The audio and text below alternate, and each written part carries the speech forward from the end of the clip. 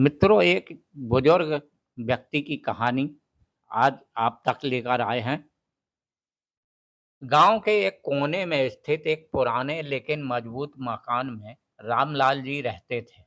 उम्र लगभग 70 पार थी और चेहरे पर गहरी झुर्रियां, लेकिन आंखों में अब भी जीवन का अनुभव और अपनापन झलकता था।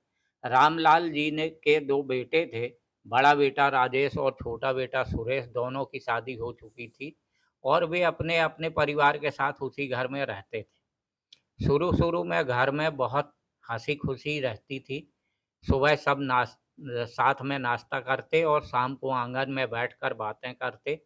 लेकिन वक्त के साथ हालात बदलने लगे और छोटी-छोटी बातों पर तकरार होने लगी। कभी रसोई में बर्तनों की आवाज़, कभी बच्चों के खेल-खिलौने को लेकर, तो कभी खर्चों पर विवाद।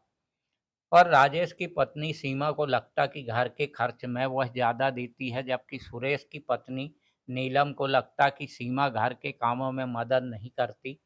धीरे-धीरे बातें बिगड़ने लगीं और अब स्थिति यह हो गई थी कि दोनों बहुएँ एक दूसरे से बात भी नहीं करतीं।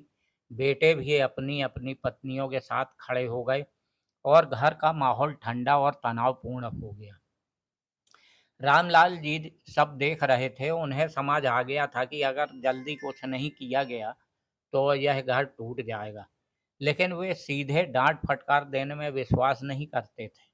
उन्होंने तय किया कि वे एक ऐसा तरीका अपनाएंगे जिससे सबको अपनी गलती खुद महसूस हो और घर में फिर से प्यार लौट आए। एक सुबह रामलाल जी ने दोनों बेटों और बहुओं को आंगन में बुलाया और उन्होंने हाथ में एक पुराना मिट्टी का घड़ा पकड़ा था। और घड़ा थोड़ा सा टूटा हुआ था, लेकिन अब भी पानी रख सकते थे उसमें। और रामलाल जी ने कहा, देखो, यह घड़ा पुराने समय से हमारे घर में है और इसमें कभी भी मीठा पानी रखा जाता था, लेकिन अब इसमें दरार आ गई है। अगर हम इसे ऐसे ही छोड़ देते तो यह टूटकर बिखर जाता। सब चुपचाप सुन रहे थे और उन्होंने आगे कहा, रिश्ते भी इसी घड़े जैसे होते हैं।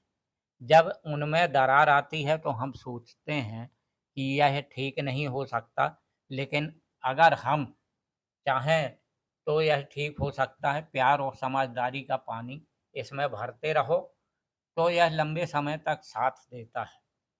इसके बाद उन्होंने एक खेल शुरू किया। उन्होंने कहा कि हर दिन सुबह और शाम हर सदस्य इस घड़े में एक एक फूल डालेगा, लेकिन शर्त यह है कि फूल उसी को डालना है जिससे आप नाराज हैं। पहले दिन सबको यह अजीब सा लगा। सीमा ने नीलम को एक गुलाब दिया और घड़े में डाला, तो नीलम ने भी मन मार कर सीमा को गेंदे का फूल दिया और बेटे ने भी ऐसा ही किया। शुरुआत में सब यह सिर्फ औपचारिकता के तौर पर कर रहे थे। कुछ दिन गुजरते गुजरते माहौल में थोड़ी नरमी आने लगी और फूल देने के बहाने सबको एक दूसरे के साथ आना पड़ता था।